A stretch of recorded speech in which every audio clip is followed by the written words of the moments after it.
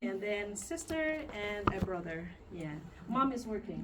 Yeah, mom is working. Yeah, I think you know Jane. I don't know. Maybe some of you know Jane. She works in where's mom? I know. Observatory. Yeah, in the observatory. Yes. Right, sir?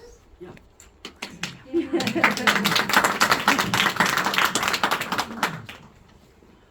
Work, work, work. 16 years ago, my papa came to Aotearoa from the Philippines because he saw opportunities. He saw a future in the small little paragraph in the newspaper. He saw a future to the country forgotten on most maps.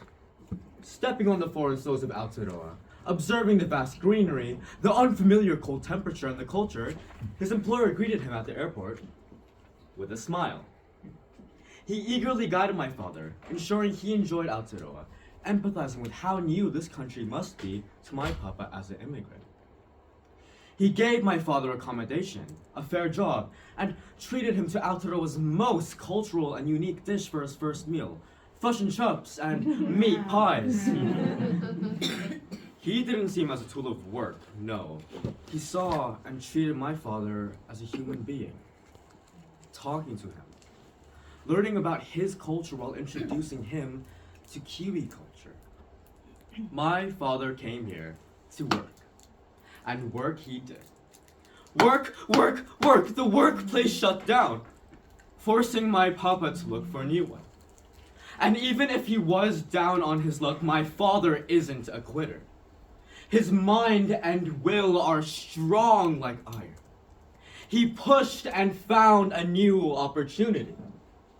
However, even the sharpest of iron tools bend and blunt under the face of several blows.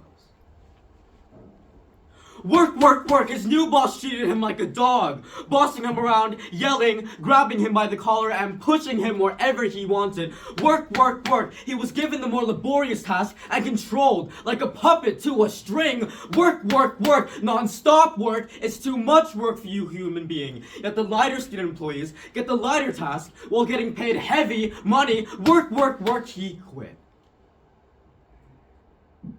No human being should be treated this heavily. Proverbs 23, verse 4.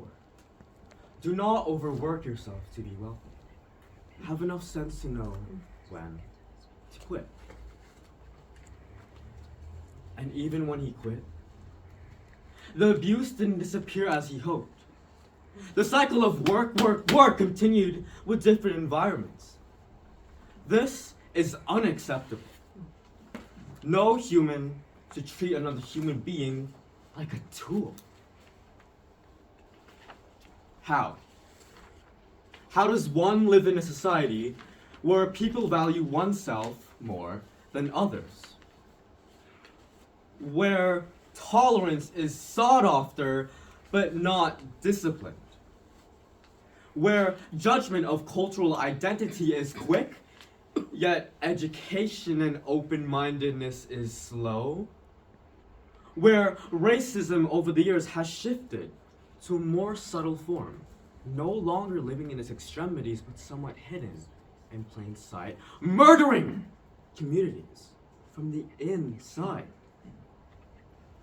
Our ocean, which currently consists of 68% European, 18% Maori, 17% Asian, and 9% Pacifica, is filled with deep-sea treasure of culture and tradition become the white man's trash. Our diverse and unique background was reduced to nothing but a downgrade.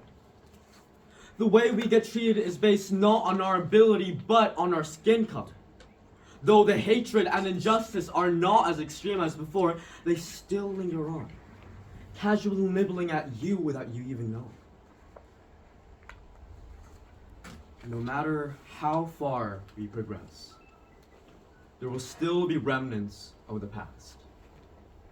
Progress flows. A river strong and wide, yet sediment remains, where the currents crease, causing worlds to collide and blurring the line of societal peace. The world is still flawed. So how? How do we end this and contribute to social harmony? Let's go back. My dad's first employer treated my dad with kindness. He saw my father as a human being, not a work tool. He empathized with my father. He and my dad united, forming a strong bond while sharing their identity and enriching their understanding of different cultures and races, empathizing with each other and seeing different perspectives. The world will be more peaceful if we are more empathetic and consider each other's feelings. Empathy is the bridge that connects us and allows us to understand and share the feelings of others. We should talk to those of different backgrounds and socialize with people different from ourselves, always guided by empathy. Racism is a social construct rather than a biological reality. But every human being is born with innate dignity. Being fed racist ideologies and closing yourself off from other people and opinions pushes you away from people and communities. If you start to talk to other people and see different views and cultures, you enrich your understanding of various races and get closer to people. You get a closer sense of panawatanga towards other human beings of diverse cultures. Be more open-minded. Stop viewing things the way you want to. Stop ignoring other people and perspectives. And stop surrounding yourselves with people who think the same as you. Start talking. Start finding and start learning. Open-mindedness is the key to enlightenment and understanding. It allows us to see the world from different perspectives and fosters empathy for others. Humans need each other. It is in our biology. In the writings of Abdul Baha, he said, and I quote, "The social unity of the human world may be likened to an ocean, and each member, each individual, a wave upon that same ocean." Humans need each other. As the whale needs the krill, and the krill needs the phytoplankton which gets fertilized by the whale. Krill feeds the whale. You, as an individual, feed society. You are one in a trillion.